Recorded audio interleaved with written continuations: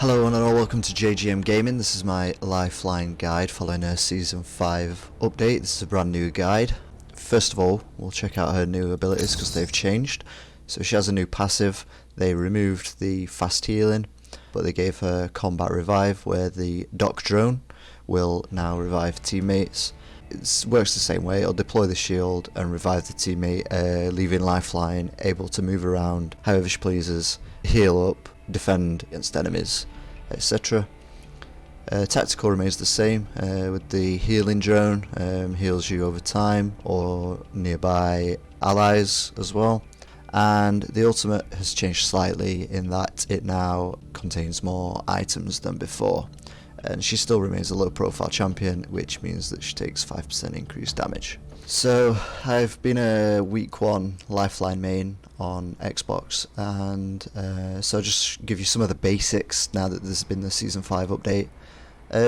If you feel like you want a more sort of advanced tips and tricks with Lifeline, just let me know and I can provide that as well, but this is more of a sort of starter basics introduction to Lifeline, so don't expect anything too in-depth from this video. You may already know some of these, but I can do an advanced one if you require.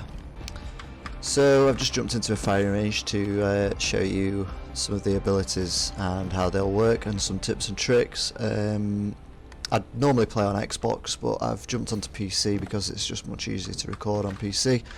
So yeah, let's talk about the drone res, the new res to start with. I think it goes without saying that, you know, if you have enemies over here and you have a teammate who's down here, you want to res him facing the enemy, and then it will put the shield up facing towards the enemy. You don't want to be facing this way, because then the shield will be facing away from the enemy and they'll just be able to kill the down teammate. So just make sure that you have the shield pointing towards the enemies. It's quite useful to pop a res, for example if you're getting sniped from quite far away, from like here, then you know, pop a res on your teammate and they'll probably not be able to push you by the time that your teammate's revived.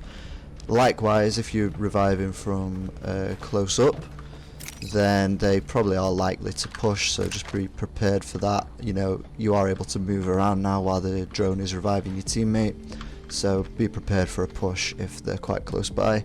The backpack works pretty well for Lifeline, as it has a bonus shields and health when a teammate is revived, so that's extra useful on a Lifeline character to bring your teammates back with more health.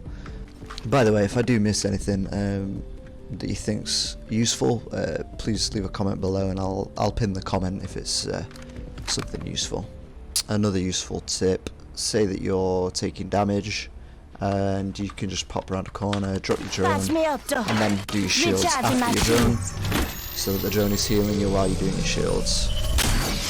Now I'm back to you know, full shields, half health, almost full, and can get straight back into the fight. Another useful tip is if you're getting pushed into a building. Unfortunately there's no buildings here for me to show you how this would work, but say this is a building here, you're getting pushed into the building and there's a door here. You can stick your drone down as soon as you're through the door, close the door, put your drone down, and then you're free to do your shields and heal health while they can't get through the door because you're in the way of it. So it's just another useful sort of placement for the drone. Another thing with the drone, it wasn't always the case, but the storm now destroys the drone pretty much instantly, and it can't be pushed anymore either like it used to be. You'll just go straight through the drone. Just wait for my cooldown here and I'll show you how that works, or doesn't work. There, so you just walk through the drone now, it can't be pushed. So in the early game it's quite useful for Lifeline to get charge towers and ultimate accelerants, so that she can get the early ultimate and hopefully equip your squad with purple body shields. That's really useful early game. So what I've done, I've just placed 3 care packages to kind of show you some of the items that can be contained in them. You'll always get a purple item. This can be a body shield, a helmet, backpack or a knockdown shield. You'll get 2 attachments, which can be scopes, mags, hop-ups, and this includes the legendary skull piercer. And then you'll get a mixture of meds and shields. So I have one last tip for the care package ultimate, and that is to use it late game as placeable or deployable cover. So say that you're getting pushed from somebody over there. I've just called in my ultimate down here because I know that I need to move forward. Say the ring's coming in behind me, for example. So my ultimate's coming down, I can remain in this cover. When it's down, I can then jump out, slide towards it, and I'm now in cover again, moving towards the enemy. And this is also good for a potential purple shield swap as well, an extra 100 health if you need it. And then you can carry on pushing towards the enemy. So I hope you found this guide useful. As I say, it was just a beginner guide. If you do want a more advanced guide, please let me know in the comments, I can provide that. Please like, subscribe, and I'll see you next time.